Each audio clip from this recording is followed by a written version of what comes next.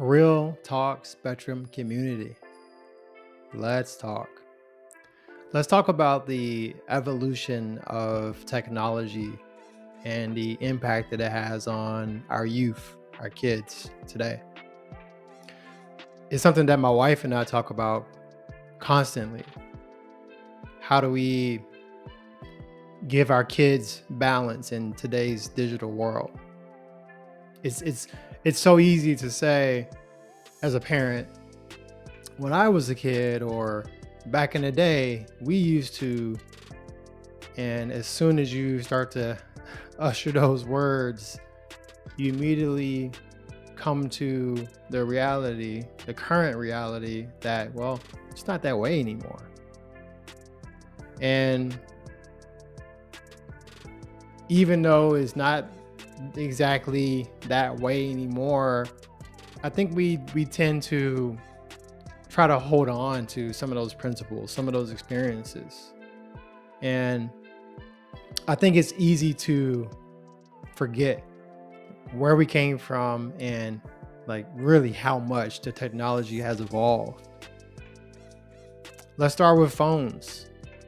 For example, like calling on the go, like we can today, wasn't a thing. It was all from fixed locations. You walk out of that house and you're basically stranded communication wise by today's standard, right? We used to have landlines and home phones, right? In just about every home as the primary method of communication. And back then, it was, for the most part, local calling where you only had to dial like 7 digits instead of the 10-digit number now to include the area code. Calls outside of your immediate area, which could be out of state or it just could be another part of the state, particularly those states that are really big, where you had to enter an area code prefix, right, to complete the call. And those calls, a lot of calls, especially the ones that are out of state, and it's just depending on how far away those are, if they're in state, were considered long distance calls that cost more money to make. And so when you left the house, there was really no way, no immediate way anyway, to get in touch with people until you reached where you were going, or maybe you pulled over at a store to use a payphone. Do you remember those? Some of those were inside of phone booths, or some of those were just standing outside of a store, outside of a booth. And then when you made that call at the phone booth or at the payphone, should I say, there was no guarantee that whoever you were calling is still there, right? If they're at the house, if they're at work, etc. And you don't know where they're at, you have no way of getting in touch with them. Can you imagine that compared to today? And then in the 90s, we also had pagers, also called beepers, that became very popular, and they provided a way of letting someone know that they needed to talk urgently or about something important. And usually with the pagers or beepers, people would just leave a phone number to be called back at. There wasn't a lot of space. They were very small screens, so very limited real estate to read messages on and display messages on. So most times you just left a phone number to be called back at as soon as you could. I remember there would be people would send codes as well, like, I don't know, 411 or something like that, just code words through pagers. It was interesting. And when you got the page, obviously wasn't a guarantee to very quickly, answer the page. Because some of the earlier pagers were just one way. So you could page one way. There was no text message communication.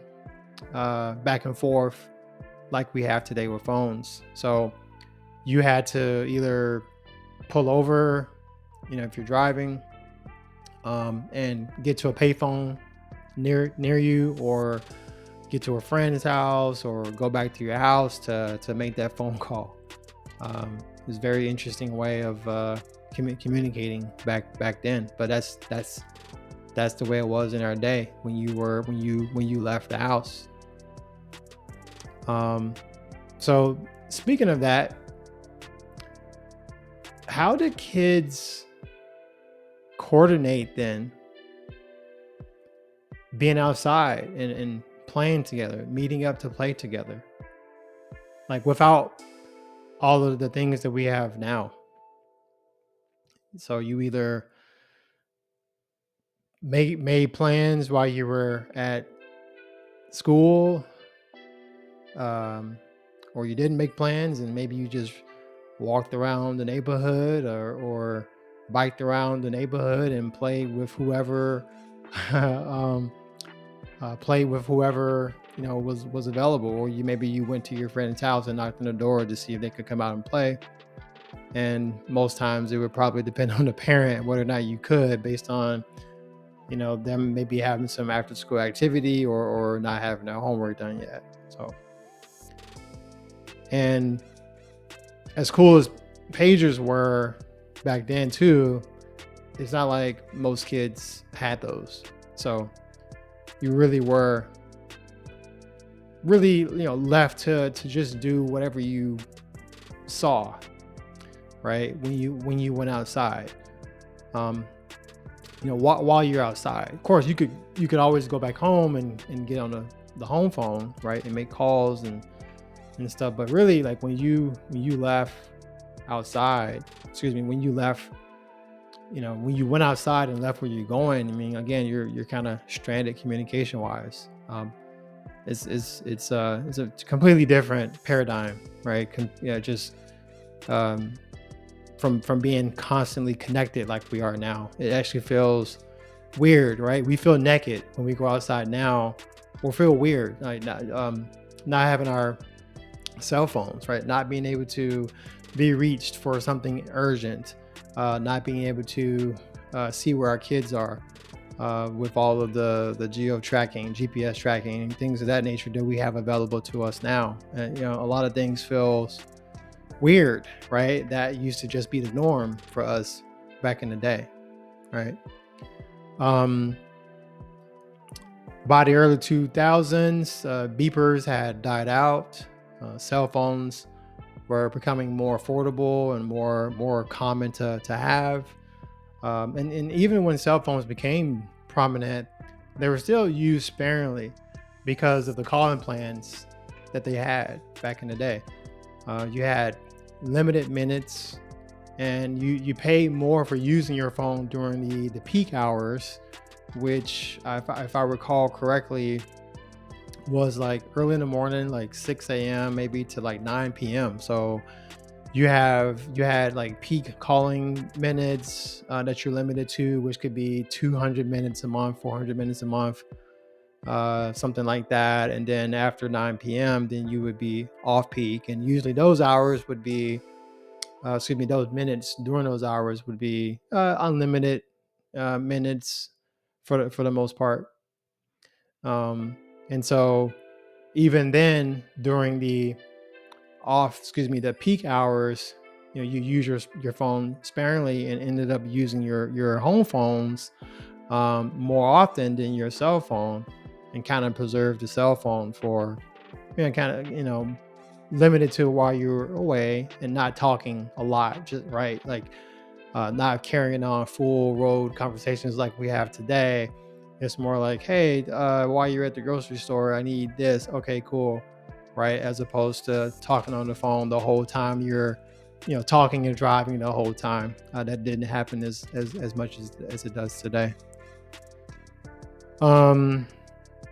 What else here? Text messaging on mobile phone networks just started in 1994. 1999, cross network text messaging started. which I believe means cross carrier. So cross carriers like Verizon, AT&T, Sprint. So exchanging messages across those carrier networks. 1999. The early 2000s, data services became available to browse the internet, like on the phone. June 2007, of course, as many of us remember, the iPhone came out. They opened the App Store with an initial 500 applications, and then by the year 2017, it grew to about 2 million applications. So again, before 2007, before the iPhone came out, there wasn't a phone, smartphone or whatever have you, that has all of the bells and whistles, the apps that we have on it today. So that's new, right? Still relatively new in the grand scheme of things, 17 years ago roughly.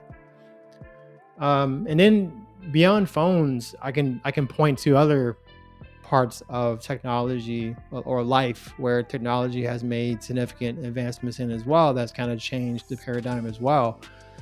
Gaming. Console gaming came out in 1985 with the Nintendo NES. The Sega Genesis came out in 1989. Everything was kind of local play. Stick a cartridge in, you can pause it anytime you want. That was gaming. And then online multiplayer gaming used to be LAN parties, right? You get together, you put a bunch of people in the room, they bring their computers, not game consoles, but computers, and you all hook up to the same networking equipment, and you're doing online multiplayer that way, but you're all in the same local room playing together. That is what online multiplayer gaming used to be, in the 90s and even the early 2000s as well. And then Xbox Live launched in 2002. The PlayStation Network launched in 2006. Like, by comparison today, like, can you imagine not playing games online with other people? It's just something completely different, a different stratosphere. And then social media, the world of social media. Black Planet, for those of you who remember that, launched in 1999. MySpace launched in 2003. Facebook launched in 2004. It's not that long ago. It's 20 years ago. Well, it doesn't feel that long ago, but 20 years is a long time, relatively. And then, so can you imagine with Facebook launching in 2004 and some of the other, obviously, other social media networks and platforms launching after that? Can you imagine how people kept in touch after graduating high school or meeting someone at a random place like a library or an airport that you actually wanted to keep in touch with? Maybe you have their address, right? Their physical address, but then they move and then you send a letter and all you get back is a return to sender mail, and then you have no other way of knowing where they moved to, and so that link is now broken. And there was no email at that point necessarily. Hotmail launched in 1996. AOL or AIM Mail launched in 97. Yahoo Mail also in 1997. And then, of course, as with any new technology, it takes some time for people to kind of catch on to it and start getting those email addresses so that the general public, could communicate broadly with one another. So yes, writing and exchanging physical letters was still a thing in the 90s, right? For anyone that wasn't local to you. And even those who were local to you, maybe if someone who was cross city, and you wanted to exchange mail, you could. If getting on the phone was a problem, you could exchange mail. It wasn't unheard of, right, to have, pen pals and just people that you just used the quote unquote traditional ways of communicating to stay in touch with each other. So Yeah, all of that all of that existed.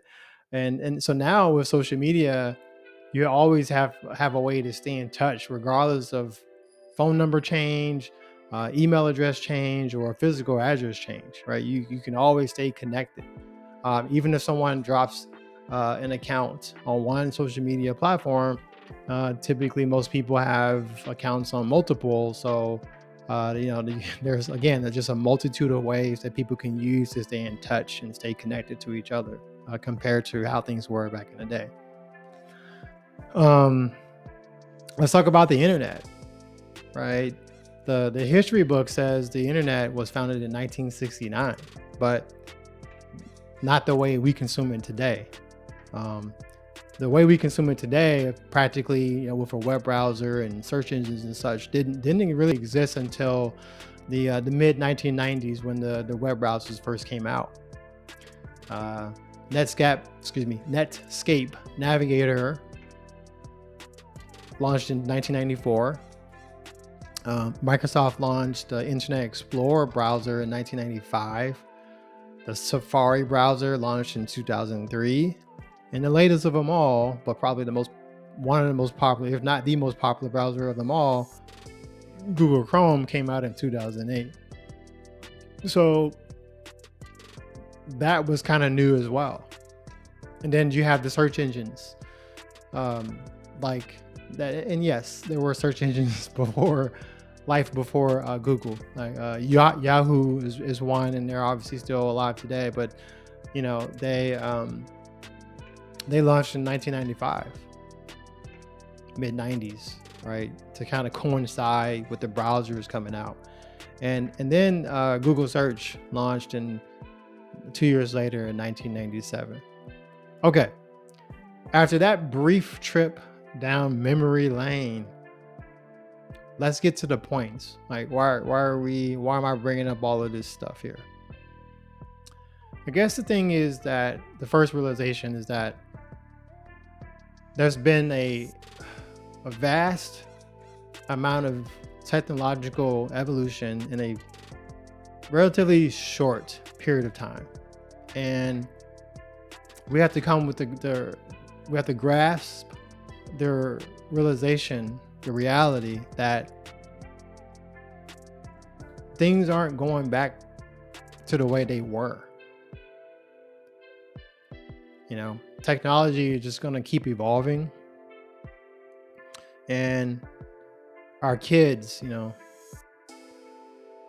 they're born into this, as opposed to graduating with it, right? Coming from the old experiences and kind of seeing how things evolve. And our kids they just have it all at their fingertips now, if you provide it to them as a parent, which is hard to do now. I'll get into that. And the other reality is just that we're always connected now. There's no going outside and being disconnected and just dealing with what your eyes could see and what your feet could reach, right? We're always connected via text messaging, calls anywhere on the go with unlimited minutes now, several social media platforms like I talked about, and then online gaming as well. That's a very connected, immersive experience. And so now the reality is that the digital world is where we mostly live now as a society. Not sure if we collectively chose to live there as a society, or if we were led there by the technology companies and powers that be, whatever, or just organically adopted that and just became that by us yearning for better ways to communicate, better ways to stay in touch, and taking advantage of all those technological advancements as they became available. Don't get me wrong. I think the ability for us to stay connected is great. I take advantage of it just like anyone else does, but it does come with some side effects. And since most of us staying connected is in the digital manner, it means more time on game consoles with live multiplayer games that you can't just pause anymore. Um, you got stuff on computers, websites, applications, you name it. And then of course our phones, right? Through games, computers, and phones, you know, there's a lot of opportunities, and there's nothing short of digital experiences around us, like all the time, constantly, compared to where it was, for people growing up, born like born, let's just say, in the 80s or before, right? Maybe early 90s is a stretch, but certainly the kids, growing up in the late 90s, and certainly in the 2000s and beyond, like these kids are now born into this stuff. They don't know what it means to have a limited minutes on a calling plan. They don't know what a phone booth looks like. They don't know what a collect call is, and things of that nature. The landscape has just changed so much. So, and because our digital, because our society has really moved into the digital space, for our kids, this also means generally more time indoors. There are less kids outside, far less unstructured play. Pick up basketball games at the nearby community center or park, or just on your street. Kickball, for those who remember that, or just playing tag, playing touch football, or even playing tackle football, in a friendly variety, because you're not playing, you don't have pads on, but just playing football, just getting out there, outside, seeing your friends, spending time with your friends. Like, just that doesn't happen as much organically as it used to. And so because of all this, and because of the shift into the digital society, if you will, or our society kind of moving into the digital age, however you want to say it, whenever kids can't get access to these things, they feel like they're effectively left out of society. Right? Like, it's, I don't know, weird or abnormal to just be outside, not connected to whatever, gaming experience, FaceTime, phone call, whatever, right? Just being outside and kind of just being, right? Just being in nature is a weird thing now to some people, adults too. And heck, these days, even as an adult, I've seen the sentiment where if you're not present on social media, then you don't have a life, or you don't have anything going for you. Like, that's how much attention and emphasis that we put on being present in this digital society. I'll just call it that. And so with that, it's like a form of peer pressure, right? Like, you're everybody else is sharing, everybody else is putting out their stuff, like, in a digital forum. Like, oh, I have to do the same because I have a life too, and I have stuff to show, I have stuff to tell, right? When you disappear, it's like, oh, that, I've had people that say, I just assumed that because you weren't on social media, you weren't posting, that you really didn't have anything going for you in your life. I've had that conversation before. It's wild. So I get it, for the kids who, when they feel like they can't get to those things, they feel disconnected. And as parents, obviously you got to parent still and kind of measure and try to create that balance for them. Even that's hard, right? You can do it inside your house, but you can shut it down for your kids. But when everybody else is doing it, right? Meaning all the kids are online, they're doing these things, and it's hard to take it away. And even if you give screen time and you limit it, you might get your kids like 2 hours of screen time, but the 2 hours that they have doesn't match with the 2 hours that another parent is giving their kids. So they're losing their opportunities to be synchronized and team up together and do things and talk and whatever, right? It's not easy. It's not simple. So we're just in a completely different time,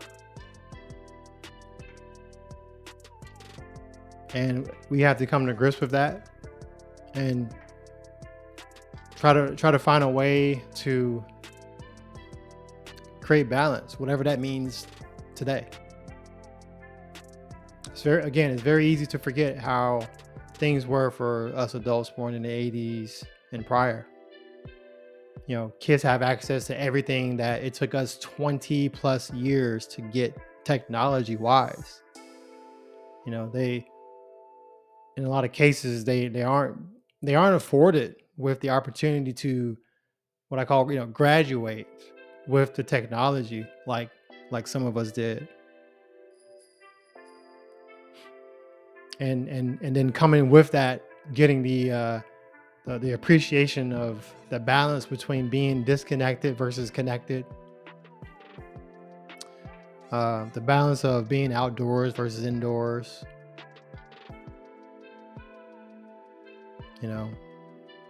and it's to the point now where even kids may come together, but they come together, they're around each other, but they might be on their phone still. So they're not even together still. You know what I mean? So it's like, in some ways, as we've, in a weird, this may sound weird, but we're more connected now than ever, but we're less personable. And I don't think that's intentional. It's just organic. It's just organically where, again, how we've decided to place our focus, right? Like our meeting places. They're not physical anymore. They're not meeting up down the street, or they're online, they're digital. If you want to be in the know about what's going on, I mean, you're not going to get that just from playing with the people that's on your street or in your neighborhood, if you have that kind of neighborhood. So of course, since we come from that, my wife and I come from that, we do our best to force some of that balance with our kids. I guess the point is that back then it didn't have to be forced, because a lot of the options that we have now just weren't a thing back then. So it makes me wonder what the next 20 years or so of technological evolution will look like, and what our kids will say, the same as I'm saying now, about how they came up versus the kids of that time. Will kids see as much technological evolution as we've seen over the last 40 to 50 years? Maybe. And if it does, I can definitely see artificial intelligence having a lot to do with that. But we'll see. Anyhow, that is it for this episode of Real Talk Spectrum Authenticity Aired. Thanks for watching or listening. I hope you enjoyed it. Let me know your thoughts. Okay. And we'll see you on the next one. Thank you.